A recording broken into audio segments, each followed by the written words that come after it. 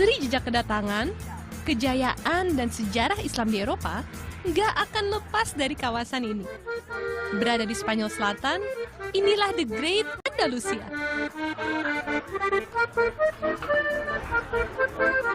Perjalanan di tanah Andalusia kali ini, kita awali dari Granada. Terbentang di kaki Sierra Nevada, gunung tertinggi di daratan selatan Spanyol, nama Granada menyandang makna indah memesona. Selaras sebutannya, kawasan ini memikat dengan sejuta nuansa. Bentang alam yang indah, dengan bangunan bergaya khas bumi Matador berpadu arsitektur bangsa Moor, ditambah aroma dan sedap ragam santapan, juga sapaan hangat warganya.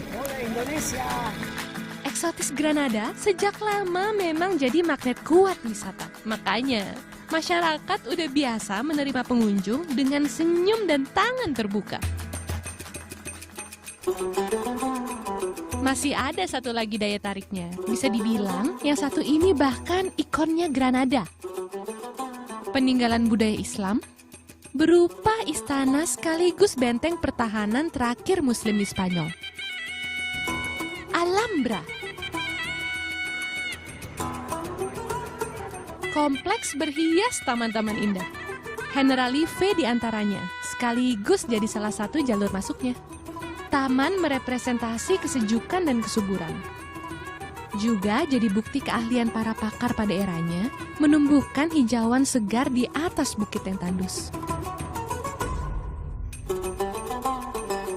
Terus masuk ke dalam sambil menikmati eloknya suasana. Ini dia bagian dalam kompleksnya. Alhambra adalah saksi bisu keruntuhan Islam di bumi Andalusia. Nama Alhambra sendiri diambil dari bahasa Arab, ahmar, yang artinya merah. Islam masuk Spanyol tahun 711. Islam di Spanyol kemudian mencapai puncak kejayaan pada era 900 Masehi. Jatuhnya kota Granada sekaligus jadi penanda akhir kebesaran panji-panji ini. Rentetan kisahnya tergores di sini. Berdiri di nggak kurang 14 hektar lahan, Alhambra penuh sejarah.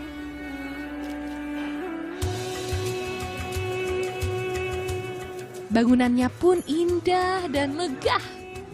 Itu sebabnya Alhambra menarik banyak pengunjung. Untuk sejumlah alasan, pengelola membatasi jumlah kunjungan maksimal 8.000 orang per hari. Sementara, di musim-musim ramai wisata, permintaan tiket jauh di atas ini. Makanya, disaranin kalau mau ke sini harus terlebih dulu reservasi. Alhambra berdiri tahun 1238, atau udah lebih dari 780 tahun yang lalu. Jadi saksi perubahan, melewati rangkaian zaman. Sekarang fungsinya resmi diubah.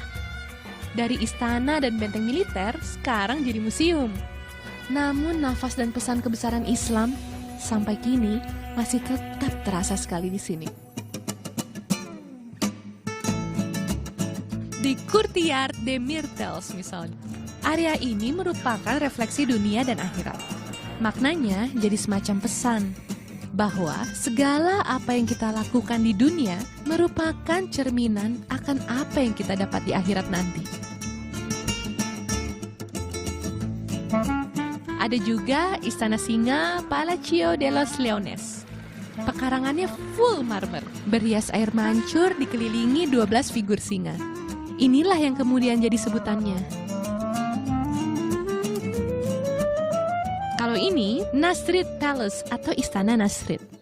Bertahta kaligrafi, sebagian tembok istana juga berornamen detail geometris, ciri peradaban Arab di masa lampau. Kaligrafi dan Asmaul Husna mengelilingi keindahan kawasan Alhambra ini. Dan salah satu yang paling bikin saya takjub adalah ada jendela kecil di tengah. Itu adalah tempat istirahat sultan. Yang di sekeliling jendelanya itu dikelilingi ayat kursi yang diukir di sekitarnya.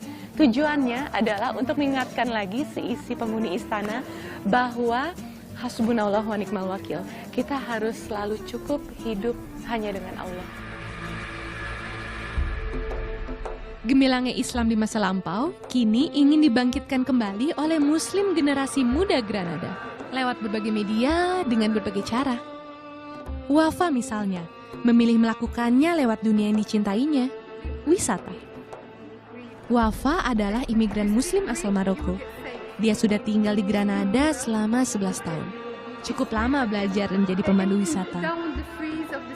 Namun bidang ini mantap jadi jalan syiarnya sejak sekitar setahun yang lalu. Dengan memandu, dia sekaligus mengenalkan damainya ajaran Allah pada para tamu. Sambil terus mendampingi, Wafa juga menularkan hangat dan semangat Islam. Tentu menyenangkan, namun bukan berarti tanpa tantangan. So if people don't open their minds and learn how about the greatness of Islam, okay, they will still refusing us, okay? Because this is actually my faith. I know that I'm wearing my scarf, but my faith is in my heart, and I will try my best to. So how do you came up with that? For me, in the beginning, it was really hard. You know, I came in a young age, and in Morocco, it was not really a big problem. And I came here and I study, you know, and it was like, okay, no. So what am I going to do now? How am I going to deal with this? But after the years, you know, once you believe in what you are and what is your religion, and you know that is the best thing that you have, you fight for it. And that's it. I fight it for it, and I still fighting for it, and I want to change it, you know, as a Muslim woman that works here. Hambatan emang harusnya justru dijadiin peluang, seperti ajaran Islam, untuk selalu berlomba berbuat kebaikan dan bersabar bila menemui hambatan. Bersabarlah terhadap apa yang menimpa kamu. Sesungguhnya, yang demikian itu termasuk hal-hal yang diwajibkan oleh Allah.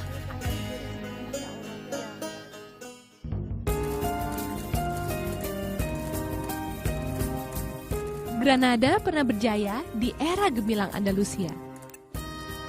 Pada benteng dan istana Alhambra, serta pada yang terhampar dari atas sini, terlihat jelas jejak-jejak itu nyata.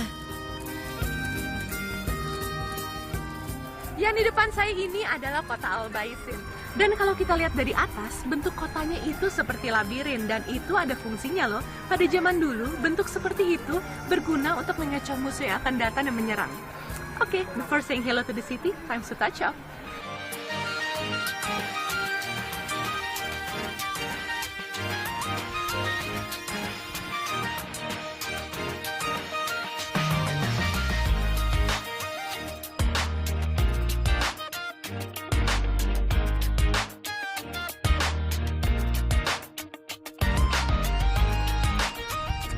Saatnya kita foto.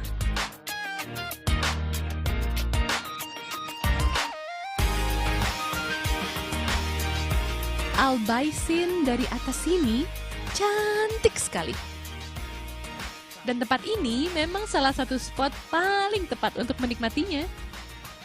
Di bawah sana lebih banyak pesona lainnya yang siap langsung menyapa.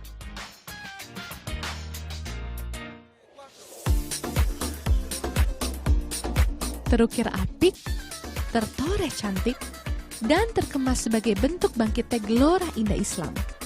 Sebagai buah tangan istimewa dari tanah Andalus.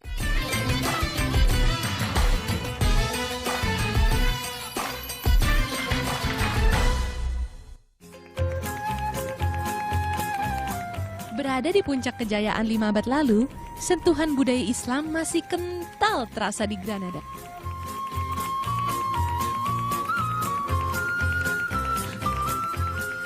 Di Al-Baisin misalnya, terkenal sebagai rumahnya warga muslim di Spanyol, mayoritas penghuni Al-Baisin memang imigran dari Afrika Utara.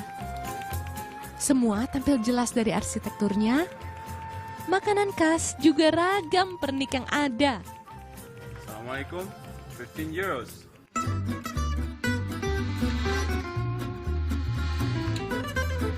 Mau lihat langsung semua? Datang aja ke Al-Khaytheria. Pasar tradisional ini sudah ada sejak abad ke-14. Buka tiap hari, mulai jam 11 pagi, pasar dulunya punya peran penting dalam sektor perdagangan di Granada. Sekarang juga penting. Penting bagi yang nyari oleh-oleh. Karena ini salah satu sentranya. Bismillahirrahmanirrahim. Bismillah. Alternatif lainnya untuk urusan ini, ke pasar Caldereria. Nah, yang jadi khasnya tuh ini diantaranya. Hiasan berbahan kulit dan perak. Terutama yang bertoreh ukiran kaligrafi seperti ini. Bagus ya? Hiasan kayak gini ada beberapa sih yang bikin. Tapi yang khas adalah buatan tangan seorang muslim Spanyol yang memang ingin menampilkan identitas Islam lewat karyanya. Ini dia workshopnya. Dan ini dia senimannya, Ihsan Razak. Ihsan sudah mengenal seni kerajinan perak sejak usianya masih 10 tahun. Kemudian, ia mantap hanya membuat desain bernuansa Islami setelah menemukan sebuah koin perak peninggalan Kekhalifahan Umayyah di meja kerja ayahnya. Pada sekeping koin itu, dia merasa bisa melihat gambaran besarnya Islam. Ihsan pun ingin bisa menghadirkan rasa serupa pada penikmat karyanya, sekaligus menebarkan damai pesan Islam lewat seni. So, Ihsan, I see you as a Muslim woman. You make a lot of jewelry with your hands with the lafaz in it. What kind of message you want to spread? Well, the Islam just came here in Spain like 40 years ago, and we didn't have so much identity like a Muslim, and was really complicated to find something that show the beauty of Islam. No? Then I know that many people have so much knowledge about Islam. They can show the beauty by words, but I had the quality to do in the art. Then I started doing jewelry for the Muslim here in Spain. Ihsan adalah satu di antara ratusan ribu pemeluk Islami Spanyol saat ini. Tinggal di negeri di mana Islam perajaya, kini warga Muslim tengah berupaya menegakkan kembali kebesaran ini. Lewat berbagai cara, termasuk seni. Sebagai media untuk menyiarkan indah dan teduhnya Islam.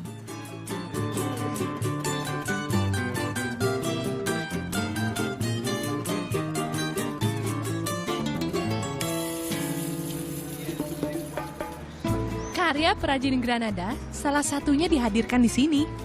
Galeri milik Munira. Munira adalah perempuan muslim pertama yang menjadi pengusaha di Granada pasca masuk ke Islam kembali di bumi Andalusia.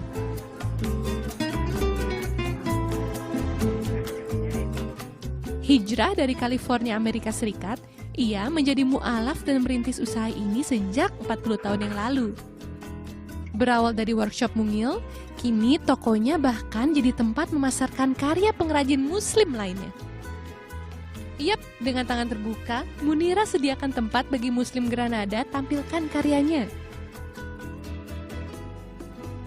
Tujuannya sederhana, untuk merajut silaturahmi. Kedepan, ia juga bermisi bisa jadi bagian terbentuknya ekonomi mandiri muslim area ini. A lot of dawah through our work, not only through the products that we do, but through the shop, through the workshop, because people come up all the time. I think it's really important to be out there nowadays, making beautiful things or doing beautiful work or working and letting people see that we are out in the world. Yeah, I mean, 20 years ago, I think I might have been the only woman in business in the community, or amongst my friends and that, no? And now there's lots of young girls, and a lot of the young ladies have passed through my workshop, and I know that I've helped them a lot. Namun pada dasarnya, apa yang dilakukan hanya berpegang pada satu. Nasihat Rasulullah. Bahwa sebaik-baiknya manusia adalah yang paling bermanfaat bagi orang lainnya. Lain Granada, lain lagi Cordoba. Kota satu ini berperan besar dalam kejayaan Islam yang berlangsung selama hampir 800 tahun. Juga jadi salah satu tempat lahir dan berkontribusinya cendekiawan Muslim dunia.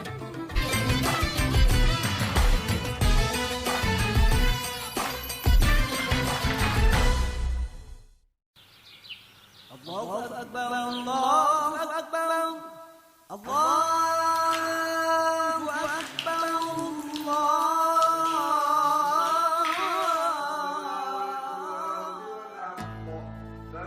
Bukti geliat Muslim di Granada terwujud salah satunya di masjid ini.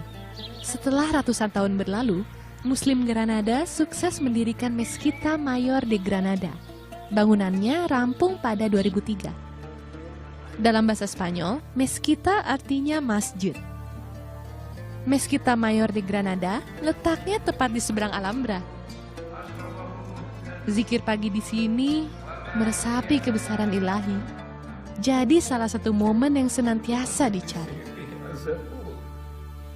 Terus berkumandang di sini tartil Quranmu.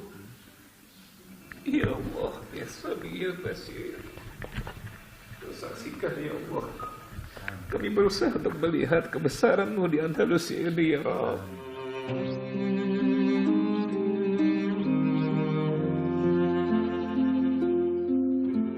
Berjaya selama hampir 800 tahun, Islam sempat menguasai benua biru.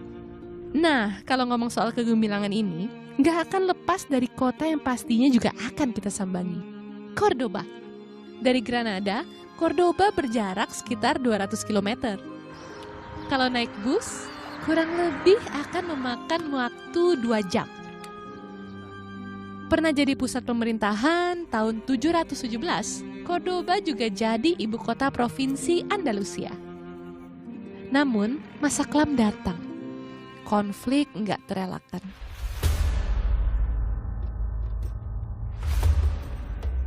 Sekarang, sejumlah jejak sejarah masih tersisa.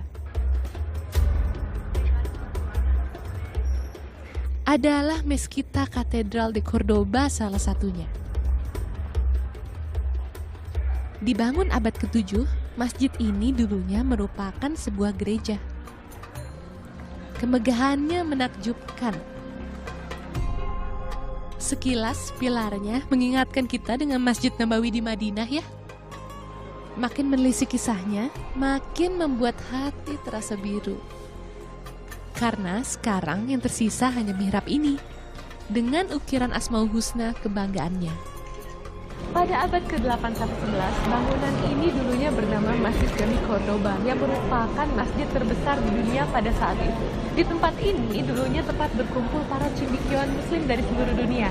Di antaranya ada Al-Jabar, Ibnu Rus, dan Ibnu Khaldun. Yang juga jadi saksi sejarah di Cordoba, ini dia, Roman Bridge.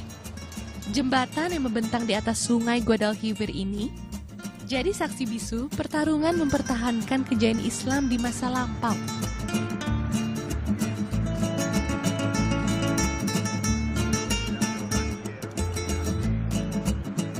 Kun fayakun. Kejayaan, kebesaran, kemegahan apapun bisa berubah jika Allah berkehendak.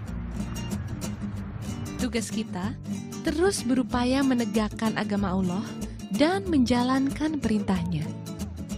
Hanya Allah yang menguasai langit dan bumi dan apa-apa yang ada di antara keduanya. Maka sembahlah Dia dan berteguh hatilah dalam beribadah kepadanya.